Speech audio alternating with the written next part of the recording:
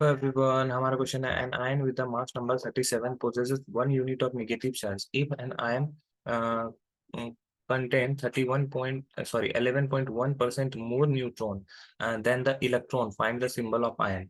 अब देखो बोल रहा है कि कोई आयन है, उसका मास नंबर 37 दिया हुआ है और उस आयन पर निगेटिव चार्ज जो है एक है. Let us suppose the ion is, let us suppose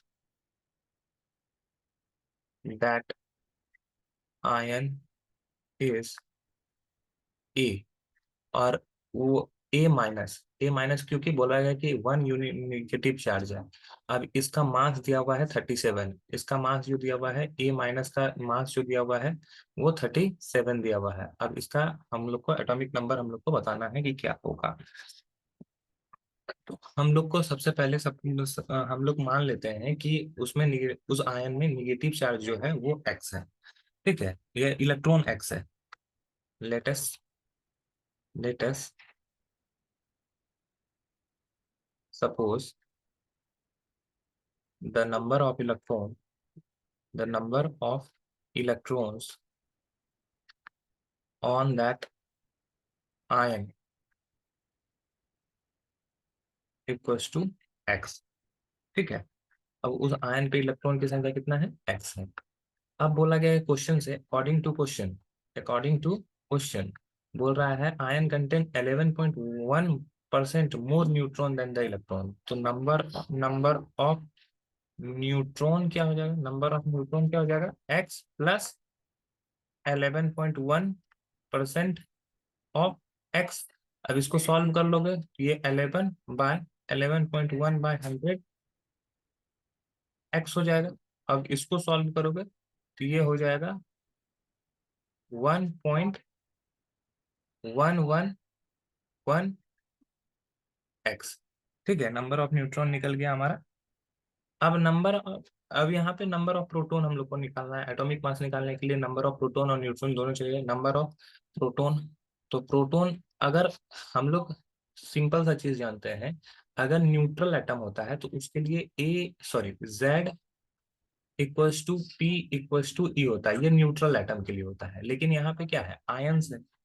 अब कितना आयन है, एक आयन है. Number of electron of neutral atom, अगर न्यूट्रल एटम अगर लिया जाए, for neutral atom for neutral atom, number of electrons और neutral atom number of electrons कितना हो जाएगा, x-1.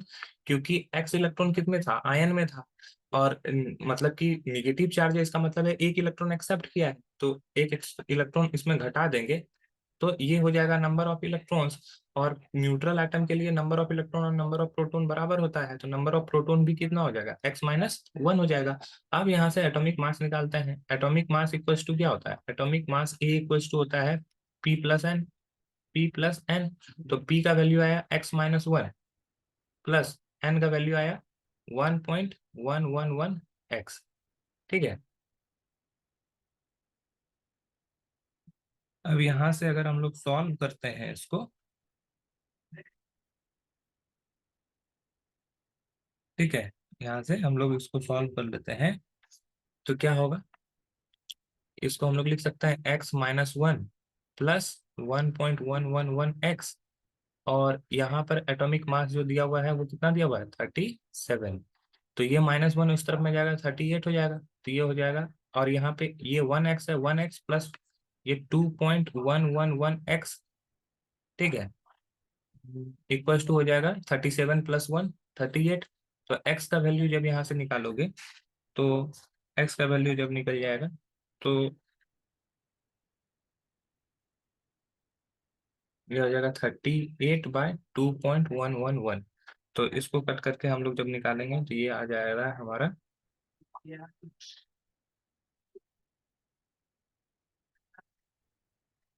18. ठीक है, x का वैल्यू कितना आ गया, 18. तो number of electrons in ion कितना हो गया, 18. तो number of proton number of proton कितना हो जाएगा, x-1, 18 - 1 मक्कल 17.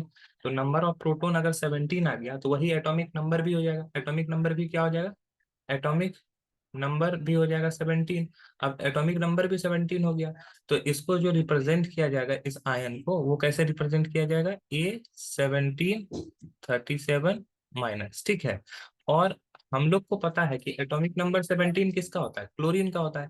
तो ए की जगह पे क्या आ जाएगा, क्लोरीन हो जाएगा। तो इसको हम लोग कैसे लिख सकते हैं, Cl1737 माइनस, ठीक है। आई होप ये क्वेश्चन आपको समझ में आया होगा। That's all, thank you.